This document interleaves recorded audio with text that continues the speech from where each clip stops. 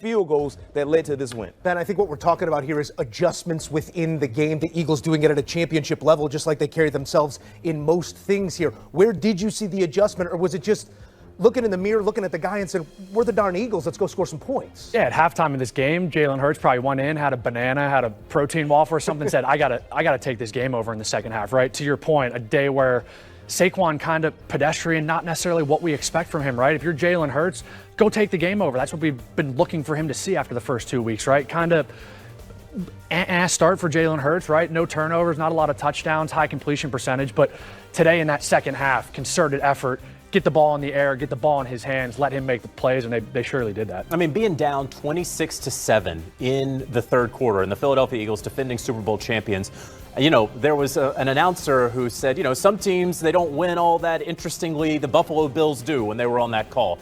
And everyone thought that he was talking about the Philadelphia Eagles. Well, the Philadelphia Eagles said, all right, we'll win interesting. We'll do it for you right here. This is one of the better comebacks that we're going to see in an early NFL season.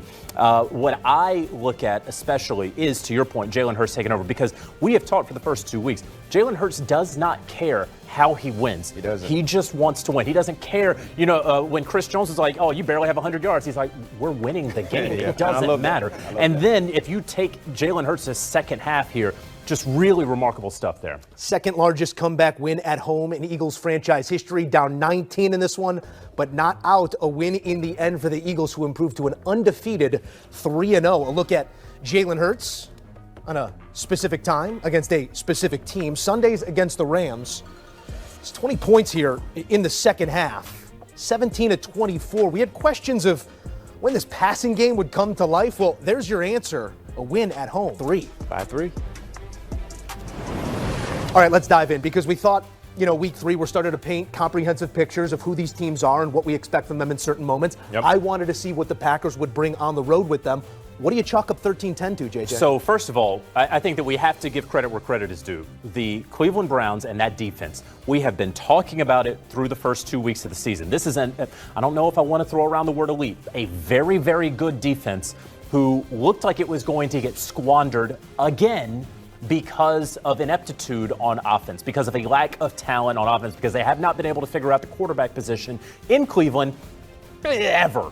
And so, but what we saw today was finally the defense was able to stop the bleeding enough to get enough big plays on both defense and special teams, and the offense didn't screw it up and was able to get them that win. And I don't mean the offense won them the game. I mean the offense didn't screw it up.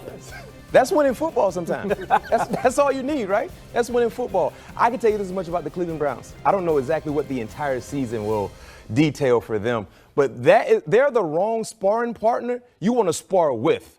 Because if you're not careful, they will put you on the canvas if you have championship-like aspirations. So what happens is with the Cleveland Browns, because you look at their style of play in the first 2 weeks, it's kind of boring. Yep. They don't have any entertaining-ish to their offense, and they play good defense. But usually the defense does what? They wear down. So when you look at the Green Bay Packers, we've been praising them the first 2 weeks. People have anointed them as being one of the best teams in the National Football League. But they went into the dog pound, and they did not find that bone.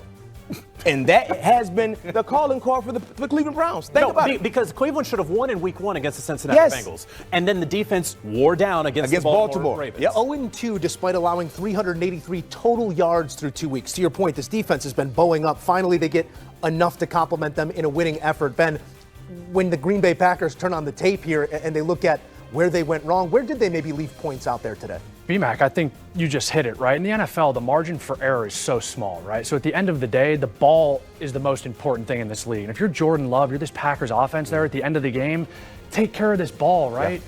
Don't put it in harm's way. There's a couple minutes left in the game. Sometimes a punt necessarily isn't the end of the world, right? If you're a quarterback, half of your deal, making sure you've got the ball at the end of every play. So that turnover was costly at the end of the game, gave Cleveland a short field to work with, score a touchdown, then obviously they kick a field goal there to end it. But Cleveland has to feel like they stole one, too. And let's also talk about special teams, because obviously you get the rookie kicker in there who makes the 55-yarder, but also the Browns kick unit was able to block a Green Bay Packers attempt to go up by 3 points there. So that was also huge by this team. Look, again, I just credit a Cleveland Browns team that is saying we're not going to go 0-3. We're just not going to do it. And they have a long trip. They got a Europe trip coming up, but they're not going to go 0-3. That's the one thing I love about the NFL, because when you think you know, you don't know. How many bettors had this game in their parlay feeling like this is the one I know for sure? Survivor pool. Survivor pool. You're out. That's what you got to love about the NFL, the parity. Any week, anything can go left or right.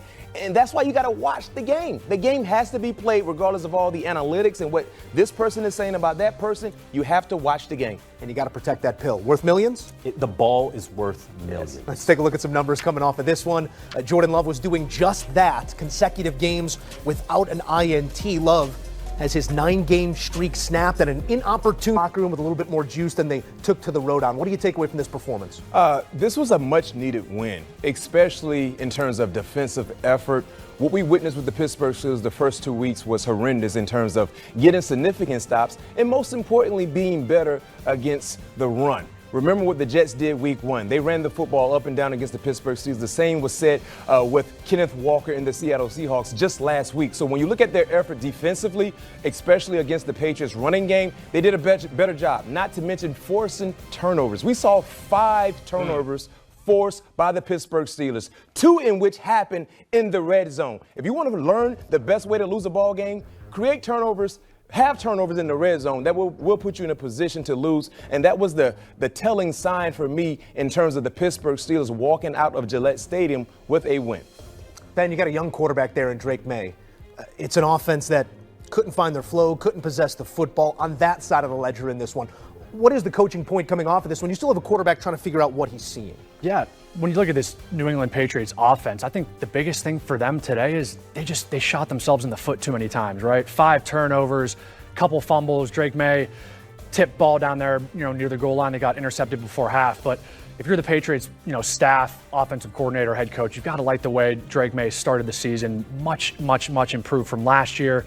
Taking care of the ball, spreading the ball around, getting these guys involved. But if you're this Patriots team, you got to feel like you let one slip a little bit today. It was the running backs unable to hold the rock. You do mention the red zone giveaway by Drake May right after we saw a play that might have in other instances had him taken off the field. He does stay on the field there. And for the remainder of the game, JJ, take us wherever you're pleased here, because I think 2 great points made on the quarterback. And then on the Pittsburgh Steelers side, this was a game that TJ Watt needed to see as well. So TJ Watt finally came alive, right? And it was what we have been waiting for and looking for from TJ Watt. I'm an AP voter on all the big awards, and I remember about midway through December, it was like I wanted TJ Watt to be Defensive Player of the Year. He just needed to get a sack somewhere in there. He wound up losing that award to Pat Surtain II. And so now he's starting to round into form, $41 million per year. He needs to. On the other side of it, and I think Ben really hit on it there with the New England Patriots, you had so many opportunities there in the red zone. You had Drake May's interception there, and B-Mac and I were talking about as we were watching the game, why are they not running the football one time in the minute that you have it down there at the goal line? They did not do that. Ramondre Stevenson could not be trusted today. He had 2 fumbles on the day. Last year, he had 7 fumbles. I was a little surprised, Joe, that after the first fumble, with a new head coach in Mike Vrabel, that he didn't just bench him. That he didn't say, we got Travion Henderson. We're not putting up with this in a game that is going to be a low-scoring game against the Pittsburgh Steelers. They did not do that. They got burned by him again. That's going to be an issue this week in Foxborough. Vrabel, we know, baptized in a world of ball security, even though he played on the other side of the football, but the Patriot way is something they're trying to return to. Mac, when it goes like this for an offensive unit, where a defensive unit